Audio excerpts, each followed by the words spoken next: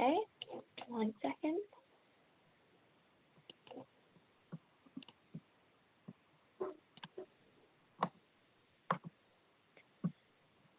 All right, so we're going to go ahead and get started. So we want this to be an interactive webinar, and we know that people will be trickling in and out, but if possible, if internet allows you, please keep your video on. It's really great to see the different faces of who we're talking to. And for Zoom best practices, mute, keep yourself on mute unless you're talking.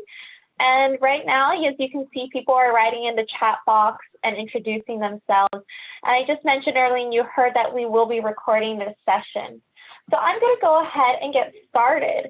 And before we get deep into the climate change leadership curriculum, I want to take a moment to introduce the presenters. David Rose, and my name is Margaret Wang. We're from the Harvard Graduate School of Education.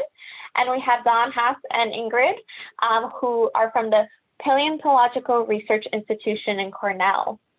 So we're really excited to talk about climate change leadership curriculum. So I'm going to start off with just a statement. The goal of an argument is to win. I want you to think about whether you agree or disagree with that statement. And actually, I'm going to push out a Zoom poll right now. And I want you guys to answer this. The goal of an argument is to win. You should be seeing a poll. And if you feel comfortable, type in the chat room afterwards a sentence or two why you maybe chose.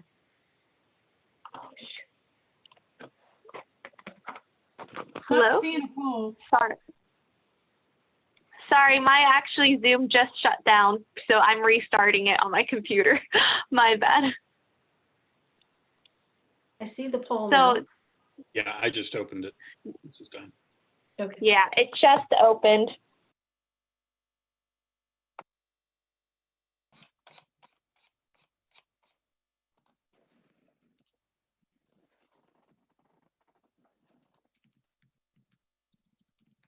We've lost your audio, Margaret.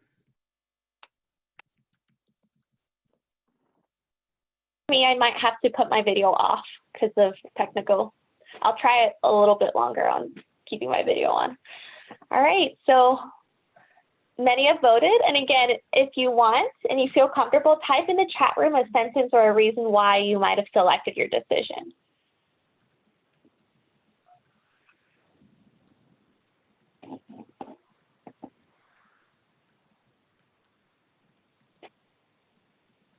I'll give everybody like a couple more seconds to put in their poll.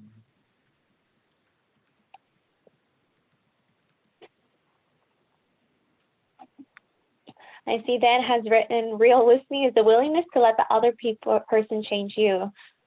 This is awesome for mutual understanding.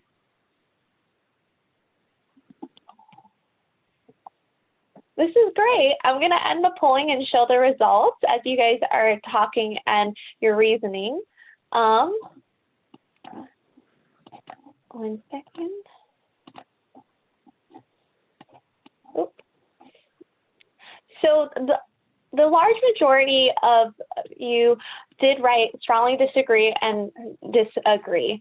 And that's really interesting. And the reason why we start off with this statement is actually, and I'm seeing a lot of great responses in the chat about listening and making sure to, let me actually share the results. I see a lot of great discussion on the screen. And the reason why we wanted to start off with this is that this is actually the first unit in the climate change leadership curriculum that we'll be talking about. When we think about climate change leadership curriculum, we actually look through, policy analysis. How does that happen? Or solving a problem in general. And we believe the first step is actually becoming an inquirer. And this is being an inquirer, and with skills that you listed about empathy and listening well, we believe that students need this as the very first step before they can even engage in climate change leadership. So we're very excited to talk to you about this. Just an overview, our goal is we want to be able to present resources for climate change leadership. We want to be able to solicit feedback, and we also want to be able to create a network of educators. And what we mean by that is it's going to be yes, you're talking, the informal networks that you'll create from just reading each other's chat. But at the end, we'll also have a Google form to see if you would like to share your emails with others after this workshop. And the schedule will go as follows. We'll first start with the teacher-friendly guide to climate change, because it's this resource that brings scientific concepts to both science and non-science educators. And we're so lucky to have the authors here with us. Then we'll talk a little bit about our climate change leadership curriculum. And then the last section is a breakout room to see how you can apply it in your context. So I am now going to give the floor to Dawn and Ingrid. Actually, Margaret, could you share your screen so we can see the slide, the first slide? Thanks. Ingrid's going to start our piece. Sure. So I'm Ingrid Zabel. I'm the Climate Change Education Manager at the Paleontological Research Institution, or PRI. We're in Ithaca, New York, in the US. And we have a broad range of education and outreach programs on climate change and energy. So just showing you a few pictures here to illustrate some things we do. We work with youth, young kids and teens, on climate science programs and climate action like youth climate summits.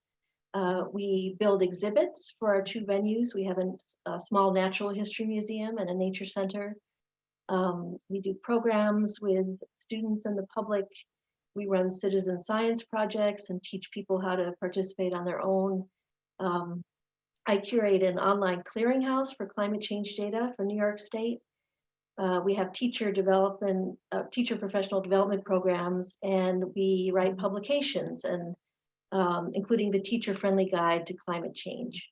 So Margaret, could you go to the next slide, please?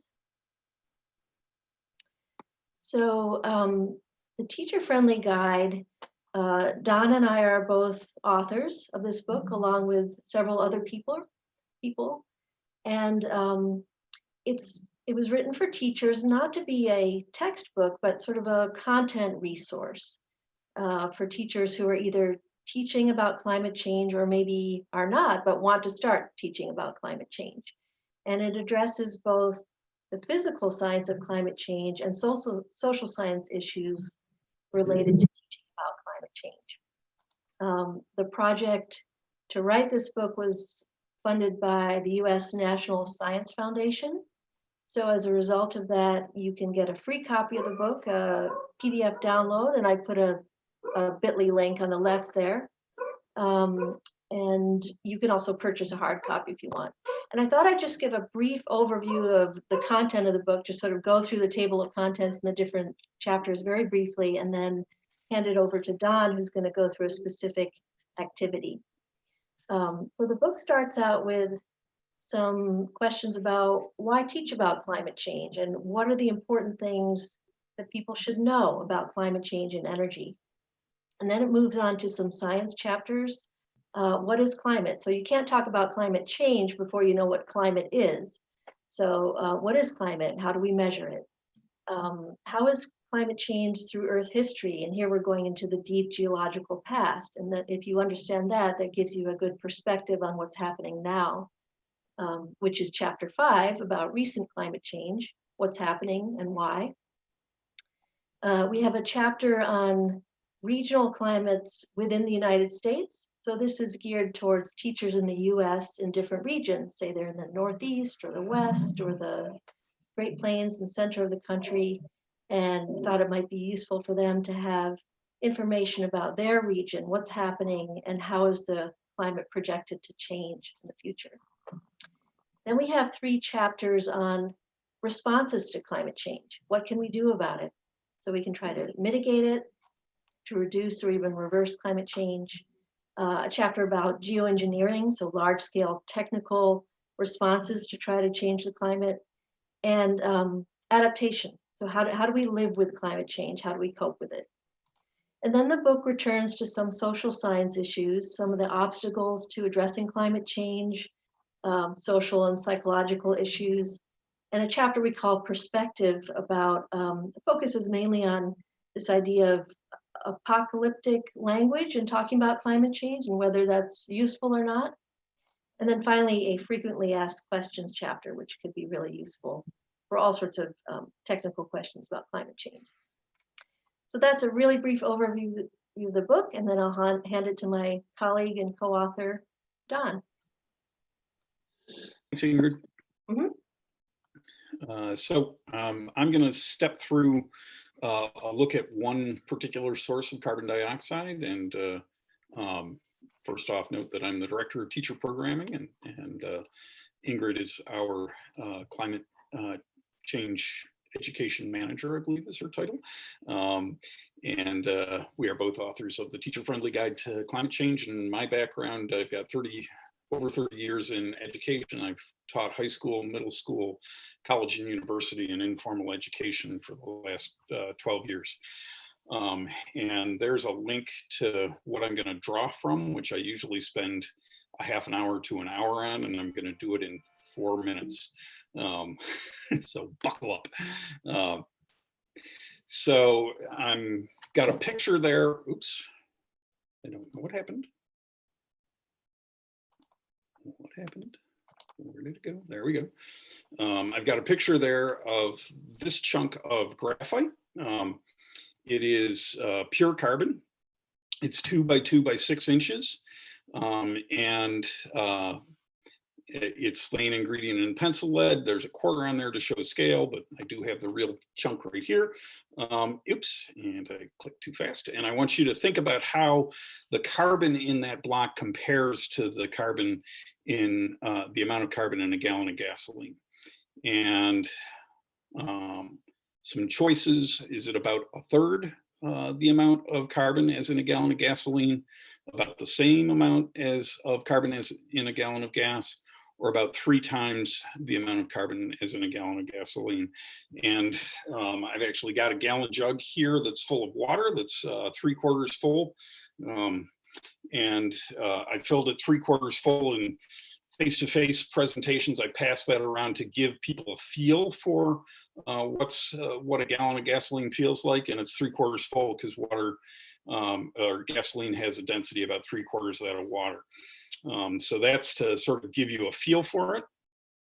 And I'm going to come back to that and talk about in the pre-COVID days, Americans burned 390 million gallons of gasoline on the average day. It's dropped down a lot since then, and that's worth talking about in the breakout sessions or the questions at the end. That means that we're burning more than a gallon per person per day, or we were, again, pre-COVID.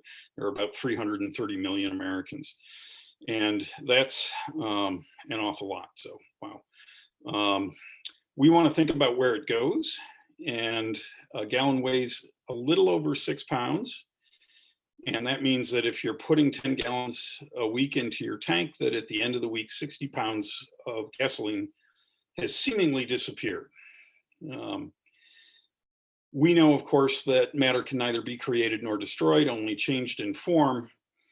And in order to really step through it, we need to think about what gasoline is. It's a complex mixture of hydrocarbons, which are chemical compounds made of hydrogen and carbon. On average, it's got a chemical formula, something like C8H18. That's the chemical formula for octane. And what do you get when you burn octane? Well, you probably know that we get carbon dioxide, and you may or may not know that we also get water vapor with that. And we get energy, of course. That's why we burn it. And stepping through that, we're going to look at, my computer is being a little quirky here.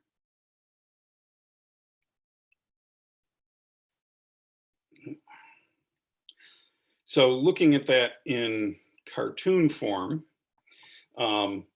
if we give that octane and oxygen a spark, and there are the carbon dioxide molecule, oops, and this is after. Let me see if I can restart that animation.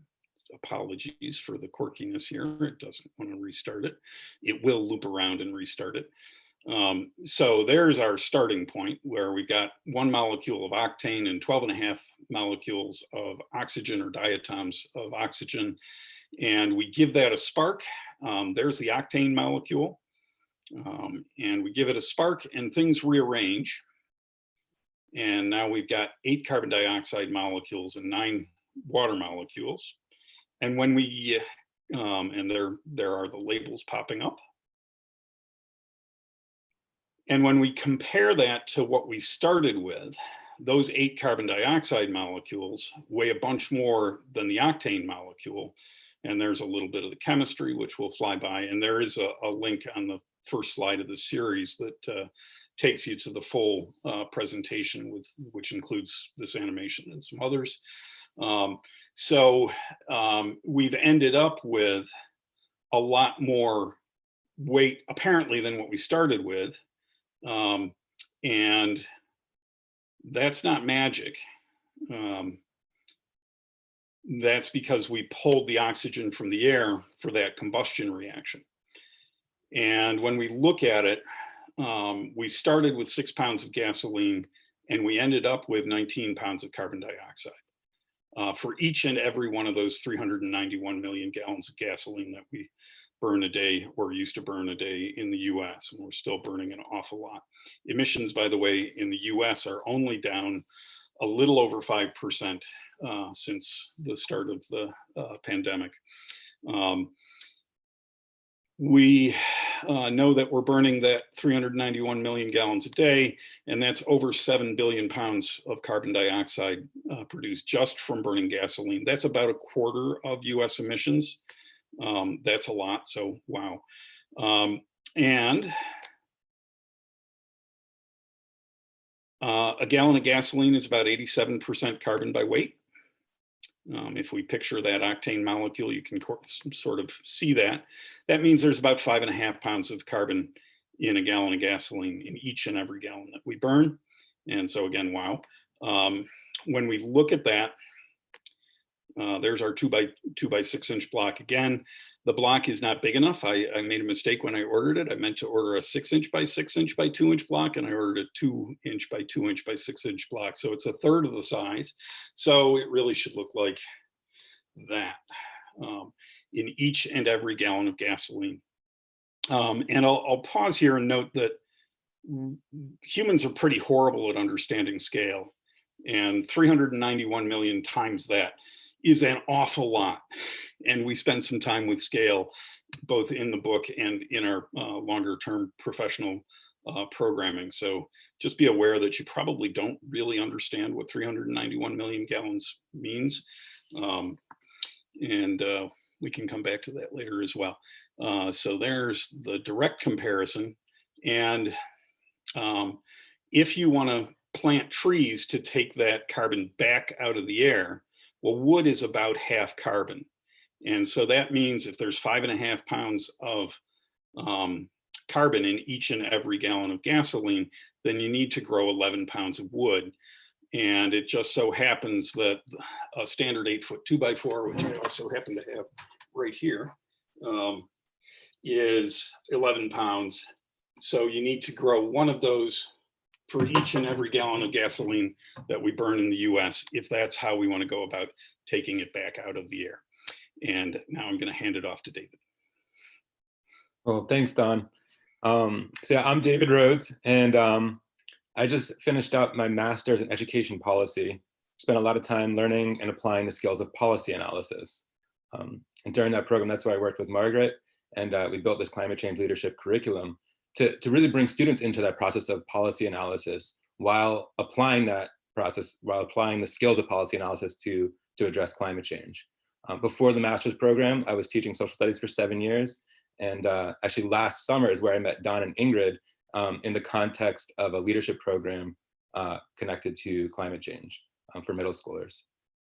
So one question at the heart of this curriculum, really, why should a climate change curriculum foster leadership? And within that question, there's the question of what does leadership even mean? There's not necessarily one right answer that captures everything that leadership is all about. But there are some aspects of leadership that are pretty broadly applicable. Good leaders can engage in inquiry, really seeking to understand problems, and that really involves empathy, really trying to find multiple perspectives from different stakeholders to really get an understanding of the different facets of a problem. And then they can generate solutions. They can really think forward and synthesize that information. And both the process of thinking through the solutions and then implementing the solutions really requires collaboration. So in a lot of ways, we can imagine how these skills, these process-based skills, would apply to any number of issues and global issues. And I think given what's going on in the world right now with the pandemic, it's really important to highlight connections to the coronavirus and responding to the pandemic. I mean, to think about connections to climate change, it's a lethal threat. Individual actions do matter. I mean, wearing face masks, social distancing, but those individual actions aren't enough. We really need to think in terms of systems at the local level, regional, national, and global levels, and really think about ways to take decisive action informed by analysis of the science. And one piece to really add in there, in analyzing the science, it's really important to have the skills to discern the level of credibility of different sources to figure out the most effective way forward. And I just want to give a shout out to Sock Sperry, who's on this call, and Project Look Sharp. They also have some amazing resources around media literacy and thinking about how to understand different sources of information. So one thing to think in this particular context, though, thinking about climate change, is that it's actually going at a much faster pace than the context of the coronavirus. But those are important parallels, and many of the same skills, the process-based skills, really do apply, along with the inclinations to affect change, to be directly relevant in both contexts. So one thing to highlight is that there is a lot of really good work being done in climate change education when it comes to project-based learning, inquiry-based learning, where you do see a process that starts with inquiry, seeking to understand an issue, and then goes all the way through different steps to oftentimes a public product or taking some meaningful action. So what we're actually doing with this curriculum is building on what's being done with a particular emphasis on an assessment of the assessment for understanding of the process of policy analysis. And the reason that's so important is that when students come away with a really deep understanding of policy analysis itself, then that understanding is really transferable. In the context of climate change, there are so many different aspects of the issues that students really need the skills to apply, not just what they're learning and to affect change in the context of a particular class, but really to take it forward and address other facets of the problem beyond the class too. And they can also apply it to other contexts as well.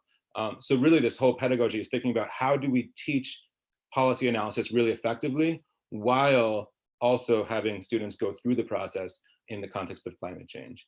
And with that said, I'm going to pass it back to Margaret to really go back into the specifics of the curriculum that we've designed. Margaret, back to you. Right. So thanks, David. My name is Margaret. I'm also an international education policy master's student at Harvard Graduate School of Education. And previously, before that, I was a social studies educator in economics and business. And I was teaching in the Middle East in a little tiny country called Bahrain. So thank you, David, for talking about the idea behind this pedagogy. We developed this curriculum in collaboration with, of course, the Paleontological Research Institute, but also the Arva Institute, which is a tertiary institution in Israel. And we actually were thinking about, climate change leadership in this context. So yes, what David was talking about, leaders need to have empathy, systems thinking, media literacy, and collaboration. But in the context of climate change, they also need to have this background science knowledge, these disciplinary tools and concepts that we really thank Dawn and Ingrid and their wonderful resource for providing us. But then we also, as David mentioned, it has to be applied to a process. So these are the skills that is covered in the climate change leadership curriculum. Now, we don't want to go through the whole curriculum. This is a huge curriculum, and it is meant to show you a style of pedagogy. So what we're going to actually hone in and focus on today's webinar is the student project, because the student project is a good way to see what the curriculum actually guides the students through. So I'm actually going to click into the website. The website has all the materials, as you can see. And earlier I had talked about how the reason why we started with that question was because the first unit is really about the students becoming an inquirer. But there is a lot on this website, so actually we're going to go ahead and go into the student project. So if you go to the student project, you can download the student project as a Word document. But as you can see the perspective to the student's point of view and what they are doing. So as I mentioned, it's important to set up the scene, making sure they know what is it to be an inquirer and the basics of what is climate and why does climate change. You can click into the units. But the first step that the students are doing on their own individual project. Now, this is a project that they're doing to apply in the context of their own environment. So this is a project that, yes, it is traditionally known as an end of the unit project, but it is being done step by step along the way in each of the units. So in the first step, the students are really defining the problem. What is the problem I'm trying to solve? A root cause analysis. We really believe in empathy and talking to the stakeholders, the people who are affected by it. And so the units, as you can see, that correspond with that are, for them to first understand the challenges of understanding climate change, and also a unit that helps them, how do you define problems, especially in the context of climate change. After defining problems, they are going to be gathering evidence to really understand the problem. Empathy is understanding and taking the time to understand. Before doing that, they would have a unit on cognitive biases and logical fallacies, but there's also a unit helping them gather evidence that range for primary, secondary resources. And again, really honing in on media literacy. We want to look at why the sources might have values, but also why they might have limitations. After gathering evidence, the students are going to now have a better understanding of the problem, but they're going to work together in groups to generate solutions. So this is when they might use tools such as affinity diagramming, brainstorming solutions, but then prototyping solution. And we borrowed this from design thinking.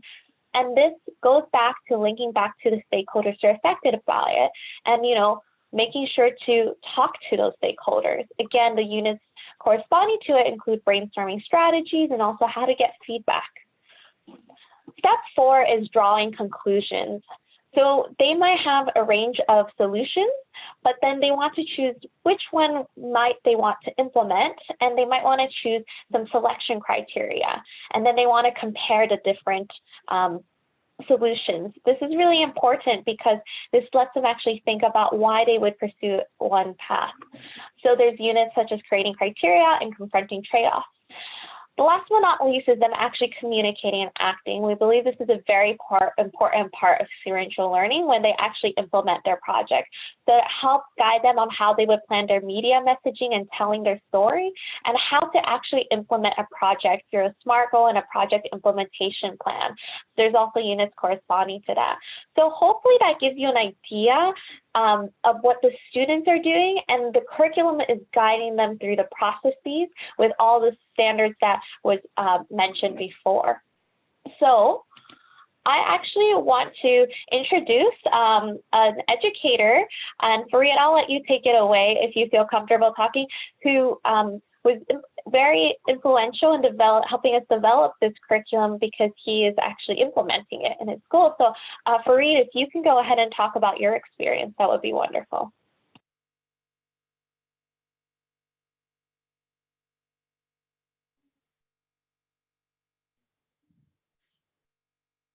Okay, I'm sorry. Good evening, everybody. I'm Farid Mohammed and Ramadan Kareem. I am a teacher and educator at Hura Sustainable Agricultural Farm School. And I'm so excited to be here because we yearned for this meeting for so long. And I'm so proud and excited to have some of my students actually, although they don't understand fluent English yet, but they're here and they're really excited to see both of you, Margaret and David. So I will start from point 0, where it all began. at the beginning of this year, I was thinking we're really in this like critical moment of time where we have unfortunately dismal political resolve and leadership. On the other hand, I was really excited to see youth leadership jumping in. Like I call it the Greta Thunberg era. Things have shaken us. For me as a teacher, it caused me a crisis of faith. What is my role as a teacher? I believe more in critical pedagogy and like the pedagogy of failure, pedagogy of the oppressed. I don't want to be the one who give the knowledge to the students. I want to be his like a commandier in trailblazing his own way. And then I got contacted with David and Margaret, and Phil offered a great opportunity to conduct and also imbue and drive-by pedagogy that is different, that's relevant, that is part not only of the curriculum for the school, but the curriculum of life. They actually get out of the school and they implement in their own environment, their own livelihood. And for me, this was like a really turning point. And why it was very important and influential, because it actually was conducted in Rahat. Rahat is the largest Bedouin city in the Naqab Negev area in Israel. It's one of the lowest socioeconomical cities in the country. And usually students there, like the normal curriculum is just very old fashioned. It's just like banking curriculum where you just give the knowledge, like give the exam and that's it. And for me to give them something different, to get them out of the class through like conducting this leadership program, it offered a new opportunity. And what you see in the picture here is actually the first day I was like in a daily or like monthly basis, I was brainstorming with David and Margaret and how like really um, to fit it to our own needs as a students. And what you can see here, they asked me like, let's think what about like the most urgent pressing problems facing them. And I thought like, okay, we don't have that resource, so let's get out and let's be inquire, like the nature loving curiosity, which is like in everybody of us, the small kids who wonder why. So we went out and we started like taking pictures. We started to ask questions. Here I'm asking the students, what you are seeing. This actually, this pollution is adjacent to the school.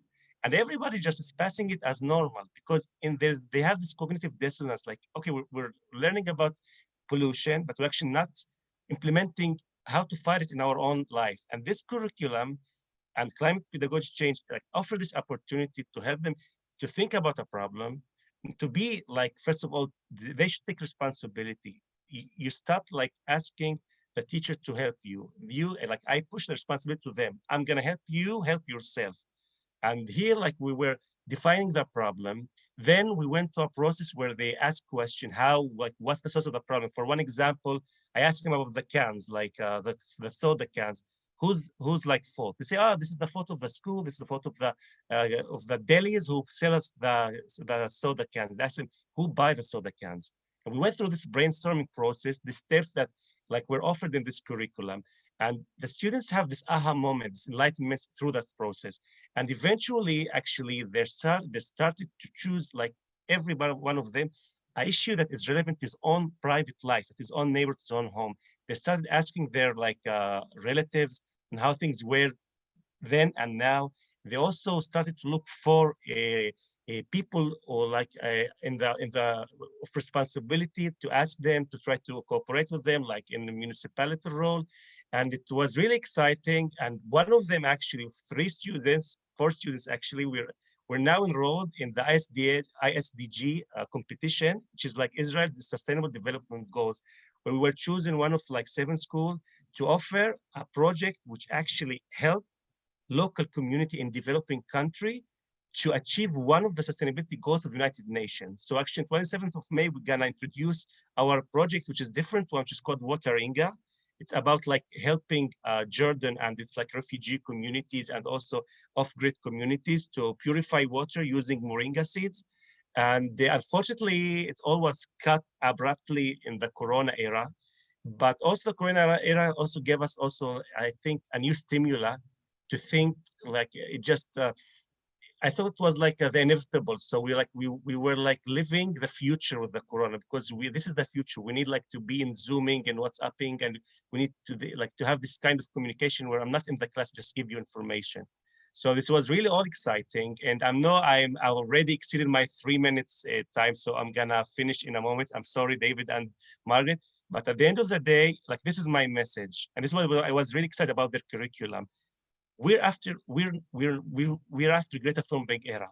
We should give the light to the students. We failed as adults to solve these problems. And I think it's really exciting because they're going to change the whole paradigm of pedagogy in our school. I think it's going to be like hand in hand pedagogy, students and teacher going through and going forward to solve climate change problems using this kind of pedagogy that David and Margaret are offering in this pedagogy. So I want to thank everybody, and I'm really excited to continue forward cooperating with them, guys. Thank you so much. I'm sorry for exceeding my times.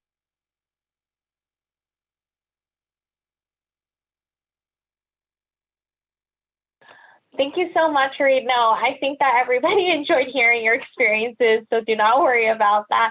And actually, we're actually going to take this time, and I'm actually conscious of time, so I'm going to make this around 12 minutes instead of 15. But the next step is that we're actually going to put you into breakout rooms. And in the Google slide, I'm right now actually copy and pasting this onto the chat right now. So if everybody could click in there, because once I put people into breakout rooms, the chat disappears. But again, if you're in a breakout room, there is an option to ask for help if you don't actually have at least one person in your group having access to the link. So hopefully at least one person will be a note taker, but when you're in your breakout rooms, it would be great to quickly introduce yourselves, but keep in mind there will be a timer for 12 minutes to make sure everybody has the time to speak. We'll broadcast messages that, 3 minutes has been up, etc. But two things we really want you to discuss is how do you think you could apply the student project to your context? And what extra questions or supports would you need? Now, I see that a lot of you are already in the Google Slides, but I'm letting you guys see real quickly what that looks like. So if you'll be able to see what breakout room you are in. If you're in breakout room 1, you'll go to slide 1, breakout room 2, etc. But you can see that you'll be able to take notes on these two questions. So with I'm going to now go ahead and put everybody into breakout rooms. But if you have any questions, there is an option that says ask for help from one of the facilitators. So thank you so much. And I hope that you'll be able to discuss this and we'll walk away some feedback, which remember is our goal number 2. All right, I'm going to go ahead and open the breakout rooms.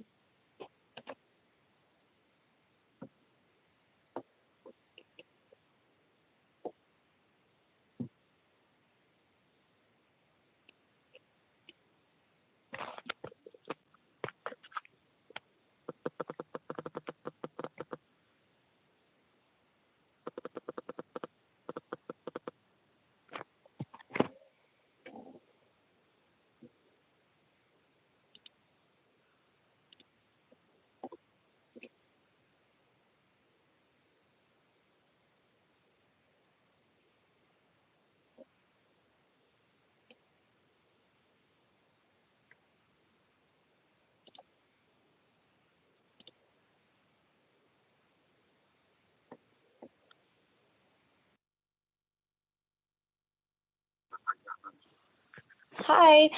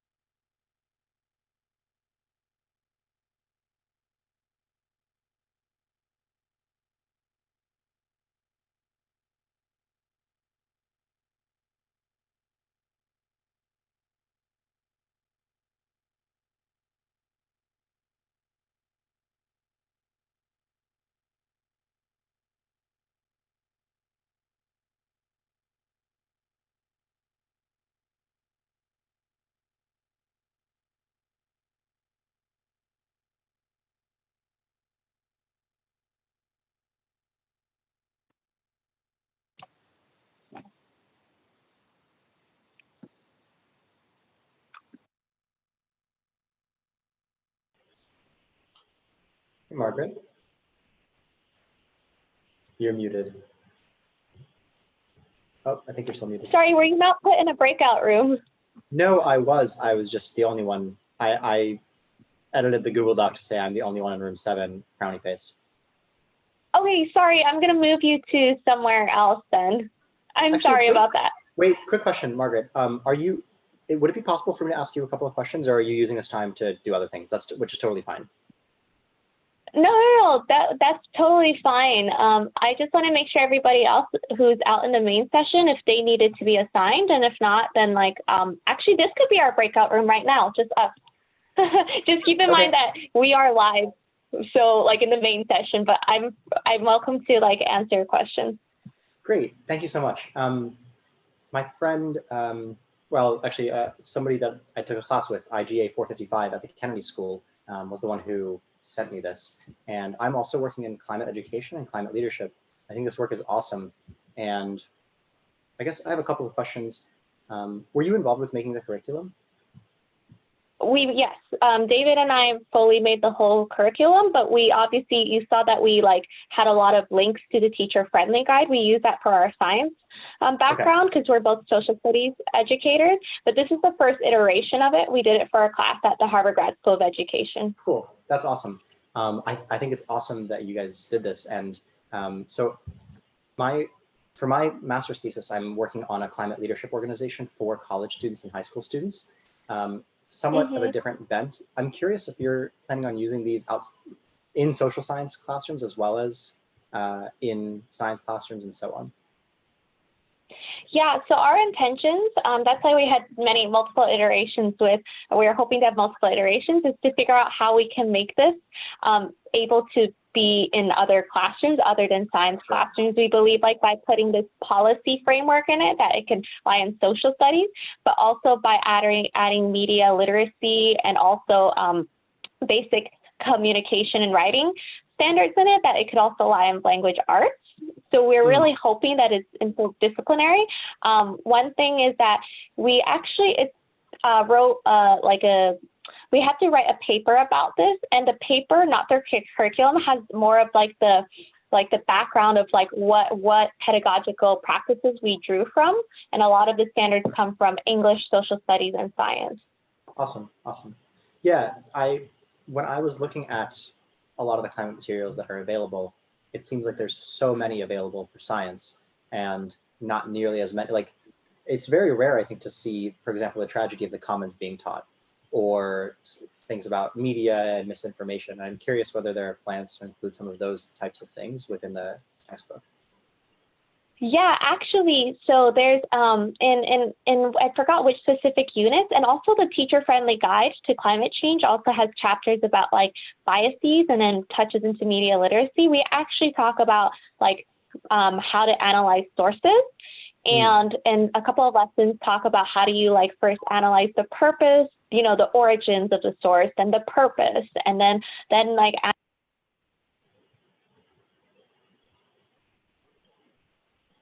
Sorry, Margaret, I think your audio just cut out.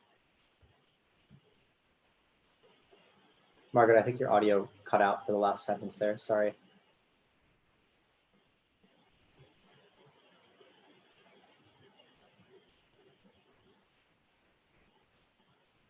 Hear me? Oh, now I can hear you.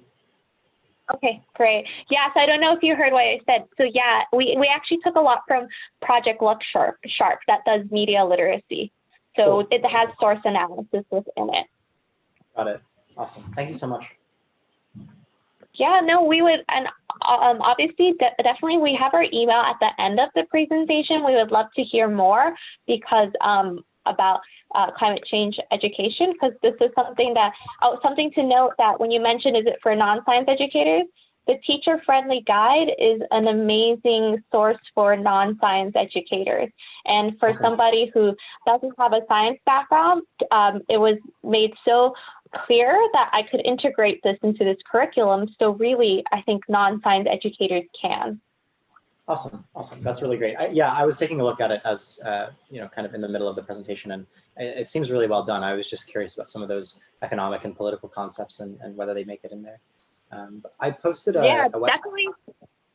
Oh, sorry. Go ahead. Oh, sorry. I see. I was just going to say my background is actually teaching economics, so there are some like economics concepts in there as well. Good, good. Yeah, so I posted a link to the work that I've been doing, which I think could really dovetail nicely, where if students are really passionate about this and they want to develop their skills further, we do advanced training in communication, negotiation, storytelling, and other leadership skills centered around climate education. And we help people to educate and inspire their own communities, whether it's college students or high school students. So I imagine that there will be a lot of students who, after having gone through your curriculum, will be inspired and maybe want to continue going on. So if you're looking for a way to continue keeping them engaged, this program that I'm working on might actually be a really great option for them. That's awesome. We definitely feel like that if there's more authentic like collaborations, one of the things we talk about is that it's not just about a curriculum, it's about the school and building community partners to make it a real experience for students. But yeah, we should definitely connect after the webinar to see if like how I think we have like very like two aligned aligned missions. Agreed, So this is great. Awesome. Thank you Thanks, so Margaret. much. And I'm glad I got to beat your breakout room, buddy. And I'm just going to quickly send a broadcast out to people just Sounds to good. let them know. All right. Thanks so much, Margaret. I'll send you an email after this is finished. Awesome. Thank you. 1 second.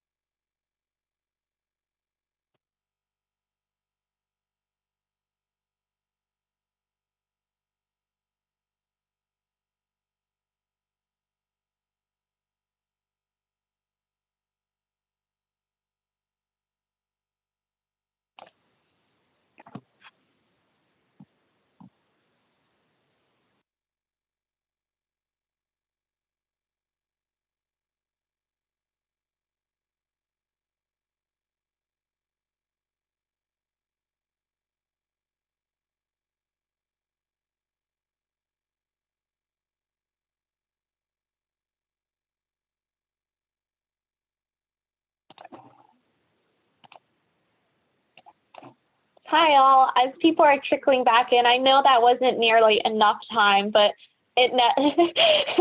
Zoom meetings and webinars never feel like they are enough time. So I'm actually going to now pass it on to David to kind of wrap us up. And really thank you for the engagement. I see some great notes on the Google Slides. So David, I'll go ahead and pass it to you.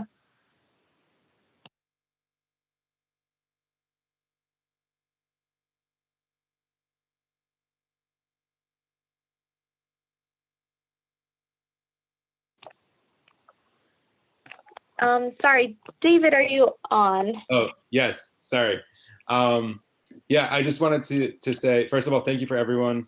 Thank you to everyone for being on the call.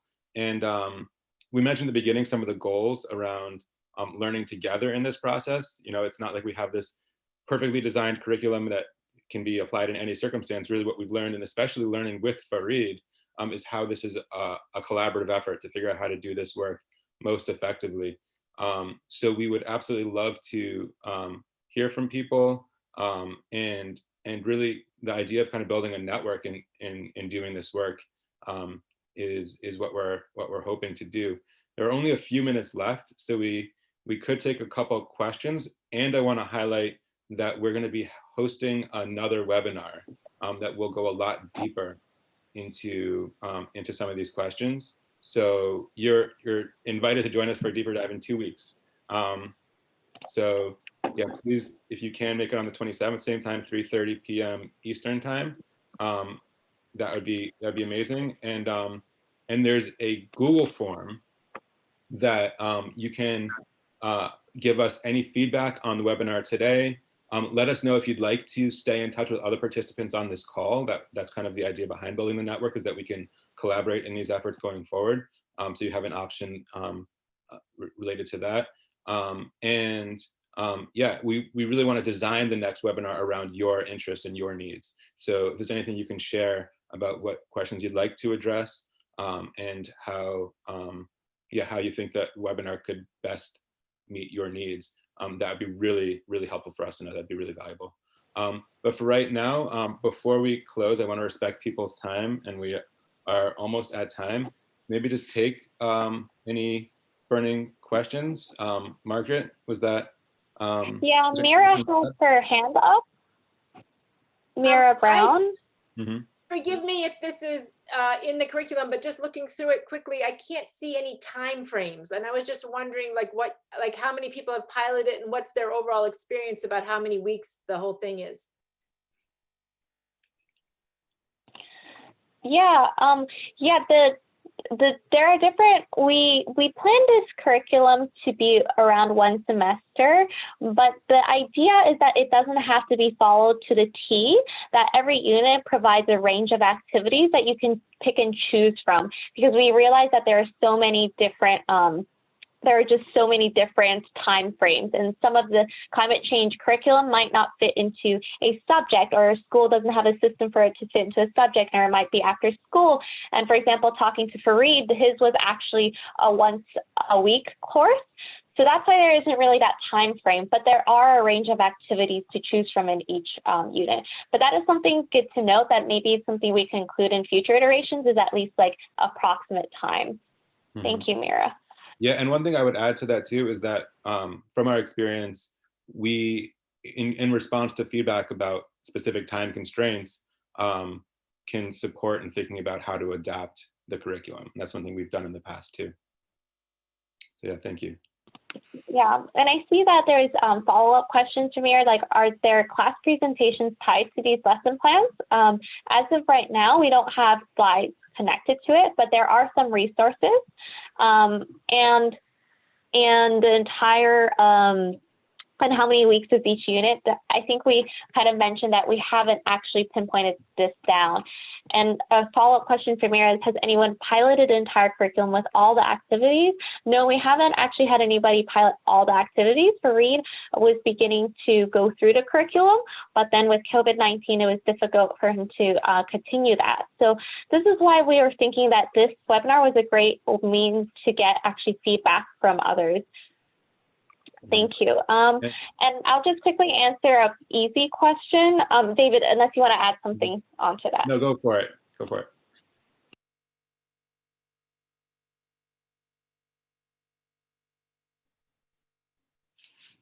Margaret, you're on mute. We'll email out a link for the slides, as well as the recording of the video. Okay, and in terms of accessing the Google form, Margaret, do you want to just speak to that as we close?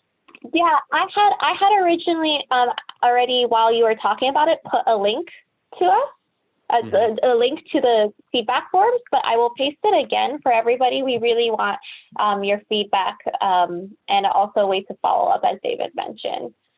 So then I think we can end with one last question, David. There's one that says, can you provide us some sources to get better knowledge for climate change education? And Dawn and Ingrid and David, feel free if anybody feels comfortable sharing. I'll just say one thing. I feel like the sources, first of all, the curriculum brings in a bunch of links to other sources, like Climate Interactive connected to MIT, Project Look Sharp, and of course the teacher-friendly guide. And then Don and Ingrid, I know you've done a lot of work in analyzing what's out there and getting a really good sense of the landscape of climate change education. So if there's anything you can add by way of closing, that'd be great. Don, did you want to speak to that, or should I? Yeah, am I muted? No, you're on. Okay, I'm going to put a link in the chat, or a couple of links in the chat. One to a compilation of resources for teaching from an interdisciplinary, teaching climate change from an interdisciplinary perspective that I put together. And the Climate Literacy and Energy Awareness Network is the other one. So that's a link to a Google Doc of resources that I put together.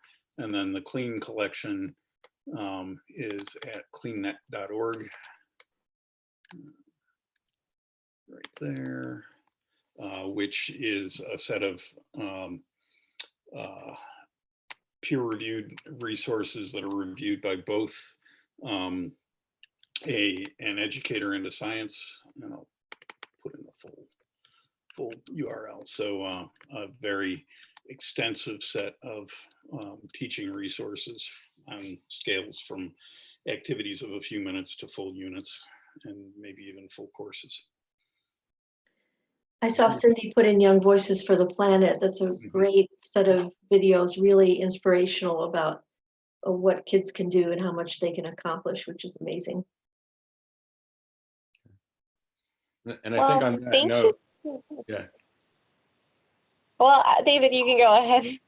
I was just going to say on that note, the idea of that it's so important that we really work with young people and thinking about how to address these issues. And it's not about maybe someday young people will be leaders. It's how we can all be a part of it right now together in this process. And yeah, Margaret, I'll leave it to you to have the last words, so we kind of respect people's time. We're a few minutes over, but Margaret. Yeah, we are a few minutes over, so we really thank you for joining us, and we'll send up a follow-up email for those who did register. And make sure you fill out the Google form as well for feedback.